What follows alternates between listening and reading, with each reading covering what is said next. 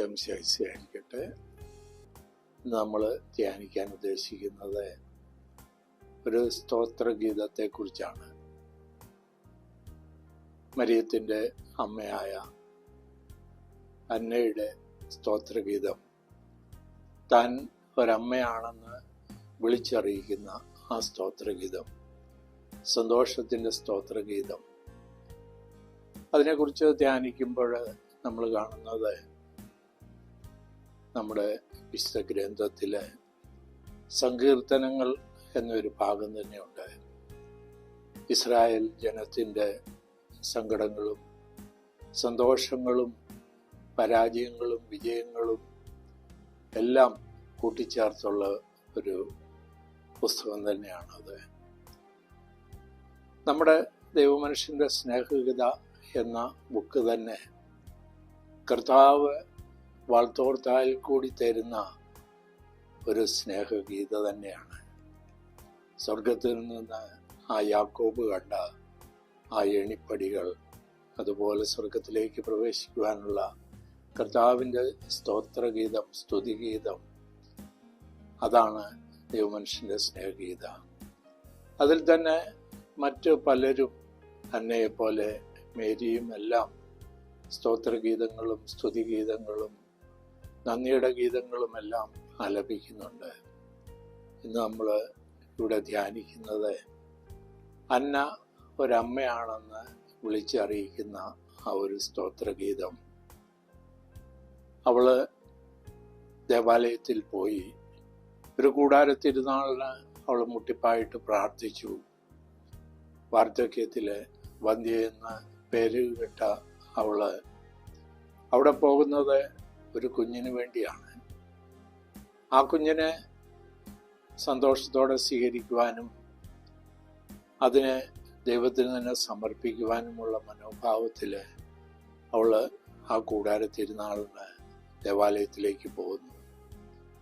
ദേവാലയത്തിൽ അവൾ പ്രാർത്ഥിക്കുന്ന സമയത്ത് ഏറ്റവും വിശുദ്ധമായ ഒരു സ്ഥലത്ത് നിന്ന് അവളിലേക്ക് പ്രകാശം വരുന്നു. ആ പ്രകാശം അവളോട് പറയുന്നു, നീ പ്രാർത്ഥിച്ചത് നിനക്ക് ലഭിച്ചിരിക്കുന്നു. അങ്ങനെയാണ് അവൾ ദേവാലയത്തിൽ നിന്ന് മടങ്ങുന്നത് പ്രത്യാശയോടെ. പക്ഷെ അവൾ അത് പങ്കുവയ്ക്കുന്നില്ല ആരുമായും. അവൾ ജെറുസലേമിൽ നിന്ന് വരുന്നത് തന്നെ നൂൽ നൂൽക്കുന്ന ആ കുട്ടിക്ക് വേണ്ടി നൂൽ നൂൽക്കുവാൻ വേണ്ടി മൃദുലമായിട്ടുള്ള ആ നൂലും കൊണ്ടാണ്. അത് അവൾ തറിയിൽ ഏറ്റവും മാർദ്ദവമുള്ളതാക്കി ജോലി ചെയ്യുമ്പോഴാണ് അവളിൽ നിന്നറിയാതെ ഒരു മുളിപ്പാട്ട് പോലെ തുടങ്ങി അതിൻ്റെ ഈണത്തിന് ആ മുറി നിറഞ്ഞു നിൽക്കുന്ന അനുഭവത്തിലുള്ള ഗാനമായി മാറുന്നു. അവിടുന്ന് അത് ആ തോട്ടത്തിലേക്ക് വ്യാപിക്കുന്നു. ആ തോട്ടത്തിൽ ജോലി ചെയ്തുകൊണ്ട് നിൽക്കുന്ന യുവാക്യം ഈ ഗാനം കേട്ട് അങ്ങോട്ട് വരികയാണ്. ആ സന്ദർഭമാണ് ഇവിടെ നമ്മൾ വിവരിക്കുന്നത്. അന്നയുടെ സ്തോത്രഗീതം ഇപ്രകാരമാണ്: അവൻ്റെ ഉന്നതമായ കൃപാവരം സ്വർഗത്തിൽ നിന്ന് എന്നെ സന്ദർശിച്ചിരിക്കുന്നു. പഴയ വൃക്ഷം പുതിയ ശാഖയെ പുറപ്പെടുവിച്ചിരിക്കുന്നു. ഞാൻ അനുഗ്രഹീതയാണ്. ദീപങ്ങളുടെ തിരുനാളിൽ പ്രത്യാശ വിത്ത് വിതച്ചു. നിസാന്റെ സുഗന്ധം അത് കിളിർപ്പിക്കുന്നത് കാണുന്നു. ബദാം മരം വസന്തത്തിൽ പൂത്തു നിൽക്കുന്നത് പോലെ എൻ്റെ ശരീരം അലങ്കൃതമായിരിക്കുന്നു. സന്ധ്യയ്ക്ക് അവൾ ഫലം വഹിക്കുന്നവളാണെന്ന് മനസ്സിലാക്കുന്നു. ആ ശിഖരത്തിൽ ഒരു റോസാപുഷ്പമുണ്ട്. വളരെ മധുരമുള്ള ഒരു ആപ്പിൾ പഴമുണ്ട്. ഒരു പ്രകാശമുള്ള നക്ഷത്രമുണ്ട്. നിർമ്മലതയുള്ള ഒരു ചെറിയ കുട്ടിയുണ്ട്. അതാണ് വീടിൻ്റെ സന്തോഷം. ഭർത്താവിൻ്റെയും ഭാര്യയുടെയും എൻ്റെ മേൽ കരുണ തോന്നിയ കർത്താവായ ദൈവത്തിന് സ്തുതിയാകട്ടെ.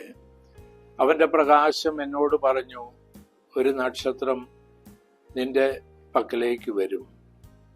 മഹത്വം മഹത്വം, ആ വൃക്ഷത്തിൻ്റെ ഫലം നിന്റേതായിരിക്കും. ആദ്യത്തേതും അവസാനത്തേതും ദൈവത്തിൻ്റെ ദാനമായതുകൊണ്ട് പരിശുദ്ധവും നിർമ്മലവും അത് നിന്റേതായിരിക്കും. സമാധാനവും സന്തോഷവും ഭൂമിയിൽ ഉണ്ടാകട്ടെ. തറികളെ പറന്നു നീങ്ങുക. കുഞ്ഞിൻ്റെ ഉടുപ്പിനുള്ള തുണിക്ക് നൂൽ നൂൽക്കുക. കുഞ്ഞ് ജനിക്കുവാൻ പോകുന്നു. ഹോസാന പാടിക്കൊണ്ട് എൻ്റെ ഹൃദയത്തിൻ്റെ സംഗീതം ദൈവസന്നിധിയിലേക്ക് ഉയരട്ടെ. ഈ ഗാനം ശ്രവിച്ചുകൊണ്ടാണ് യോവാക്യീം തോട്ടത്തിൽ നിന്ന് വരുന്നത്. വളരെ വർഷങ്ങളായി സന്തോഷത്തിൻ്റെ ഒരു ഗാനം ആ വീട്ടിൽ കേൾക്കാറില്ല. അന്ന് ആ ഗാനം കേട്ടപ്പോൾ യോവാക്യീം അങ്ങോട്ട് വരികയാണ്. അവളോട് ചോദിക്കുകയാണ്, നിനക്ക് ഇന്ന് സന്തോഷത്തിൻ്റെ കാരണം എന്താണ്? അവൾ അതിനെക്കുറിച്ച് വിവരിക്കുകയാണ്. ആ നക്ഷത്രം എന്നുള്ള പേര് വരുമ്പോൾ അവിടെ ശബ്ദം ഇടറുന്നു. അവൾ ഒന്നും പറയാൻ പാടില്ലാതെ നിന്നു പോകുന്നു. അവിടെ അവൾ യോവാക്യീമിനോട് പറയുകയാണ്, എൻ്റെ പ്രിയനെ, ഞാൻ ഒരമ്മയാവുമെന്നു. ആ സന്തോഷ വാർത്ത. എന്നിട്ട് യോവാക്യീമും അന്നയും കൂടി ആ സന്തോഷ വാർത്ത പങ്കെടുക്കുമ്പോൾ അന്ന അതിൻ്റെ പുറകിലുള്ള കാര്യങ്ങളും വിവരിക്കുന്നതാണ്. അവൾ പറയുന്നത്, ഒരു നീലിമയാർന്ന പുഷ്പവീതിയിലൂടെ ഈ ശിശു എന്നെ നയിക്കുകയാണ്. ഞാൻ അതിനെ വഹിക്കുകയല്ല, അതെന്നെ വഹിക്കുകയാണ്. എനിക്കൊരു ഭാരവും ക്ഷീണവും ഒന്നും തോന്നുന്നില്ലെന്ന് മാത്രമല്ല, സന്തോഷത്തിൻ്റെ വലിയ വലിയ ആഴത്തിലുള്ള അനുഭവം എന്നിലേക്ക് ചൂഴ്ന്നിറങ്ങി വരുന്നു. അതൊരു പെൺകുട്ടിയാണെന്നാണ് ഞാൻ വിശ്വസിക്കുന്നത്. കാരണം ഒരു പെൺകുട്ടിയിൽ നിന്ന് മാത്രമേ ഇത്ര ആഴത്തിലുള്ള സ്നേഹത്തിൻ്റെ അനുഭവം ഒരമ്മയ്ക്ക് ലഭിക്കൂ. അവളൊരു പെൺകുട്ടിയായിരിക്കും. അവളെ ഞാൻ കർത്താവിന് തന്നെ സമർപ്പിക്കും. കാരണം ഇത് നമ്മുടേതിലുപരി കർത്താവിൻ്റെ മകളാണ്. വാസ്തവത്തിൽ അവരൊരു ശിശുവിന് വേണ്ടിയാണ് പ്രാർത്ഥിക്കുന്നത്. പക്ഷെ അവർക്ക് ലഭിക്കുന്നത് ദൈവത്തിൻ്റെ അമ്മയെ തന്നെയാണ് എന്ന് പോലും അവർ മനസ്സിലാക്കുന്നില്ല. ആ ഒരു സന്തോഷം, സമർപ്പണം, ഈ ശിശു വളർന്ന് അമ്മയാകുമ്പോൾ മേരിയിൽ നിന്ന് ജനിക്കുന്ന ഈശോ ധാരാളം പേരുടെ വന്ധ്യതയും കുറവുകളും രോഗങ്ങളും ബലഹീനതകളും പാപങ്ങളും എല്ലാം പൊറുക്കുന്ന നിത്യ ഔഷധമായി രക്ഷകനായി മാറുന്നു. ഇതുപോലുള്ള സ്തോത്രഗീതം ഹൃദയത്തിൽ നിന്ന് ഉദിച്ചു വരുന്നതാണ്. അവിടെ ശരീരത്തിൽ അവൾ തുടങ്ങുന്നു.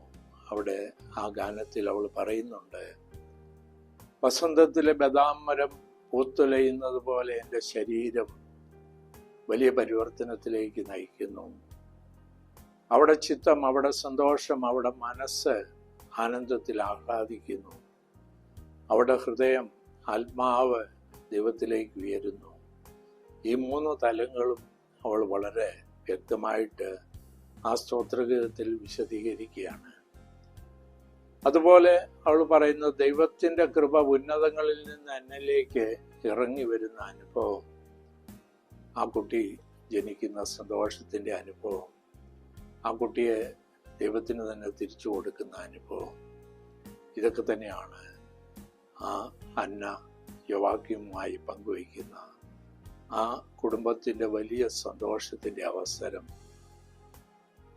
ഇവിടെ ഞാനൊരു പുരോഹിതനുമായി പങ്കുവച്ചപ്പോൾ ആ പുരോഹിതൻ പറഞ്ഞ ചില ആശയങ്ങൾ, ഒരു നദി, ഒരു തടാകം, കടല്, ഇതിൻ്റെ എല്ലാം ഓളങ്ങള്, തീരങ്ങളെ തലോടുന്നുണ്ട്.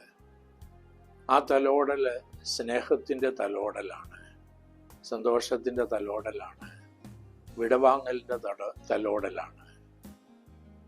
അത് ശക്തി നൽകുന്നു. അടുത്തുള്ള വൃക്ഷങ്ങൾക്കൊക്കെ പൂവും ഫലങ്ങളും നൽകുന്നു. പക്ഷെ ഇത് തന്നെ വിദ്വേഷത്തിൻ്റെ, വെറുപ്പിൻ്റെ ഓളങ്ങളായിട്ട് മാറുമ്പോൾ അത് തിരമാലയായിട്ട്, കടലേറ്റമായിട്ട്, വെള്ളപ്പൊക്കമായിട്ട് നശീകരണത്തിൻ്റെ ഇതിലേക്ക് വരുന്നു. നമ്മളിലും ഈ സ്നേഹഗീത ഒരുപക്ഷെ വിദ്വേഷത്തിൻ്റെയോ സ്നേഹത്തിൻ്റെയോ അത് നമ്മൾ തീർച്ചയായും തിരിച്ചറിയേണ്ടിയിരിക്കുന്നു. സ്നേഹത്തിൻ്റെ സ്നേഹഗീത തന്നെ പാടുവാനാണ് നമ്മളെ ദൈവം വിളിച്ചിരിക്കുന്നതും ഈ ലോകത്തിലേക്ക് അയച്ചിരിക്കുന്നതും. ഈ പരമ്പരയുടെ ഒരുപക്ഷെ നിങ്ങൾ കാണുന്നത് ഒരു മുഖവും ഒരു ശബ്ദവുമായിരിക്കാം. പക്ഷെ ഇതിൻ്റെ പിന്നിൽ പ്രവർത്തിക്കുന്ന കുറഞ്ഞത് 3 പേരെങ്കിലും വളരെ ശക്തമായി പ്രവർത്തിക്കുന്നവരുണ്ട്.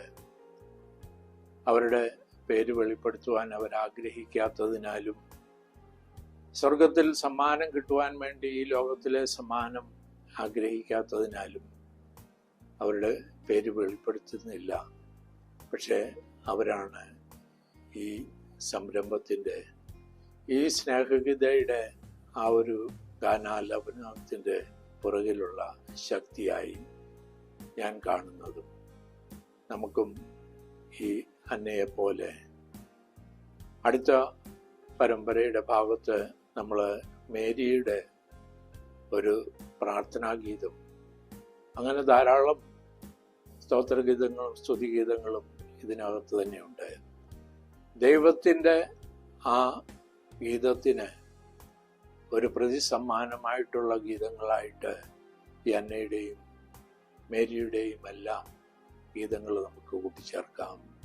അതിനോട് ചേർന്ന് നമ്മുടെയും ശരീരവും മനസ്സും ആത്മാവും ദൈവത്തിലേക്ക് ഉയർത്തുന്ന സ്തുതിഗീതങ്ങളും സ്തോത്രഗീതങ്ങളും പ്രാർത്ഥനാഗീതങ്ങളും നന്ദിയുടെ ഗീതങ്ങളുമെല്ലാം നമ്മളിൽ നിന്ന് ഉയരാനും നമുക്ക് അനുവദിച്ചു കൊടുക്കാം. ആമേൻ.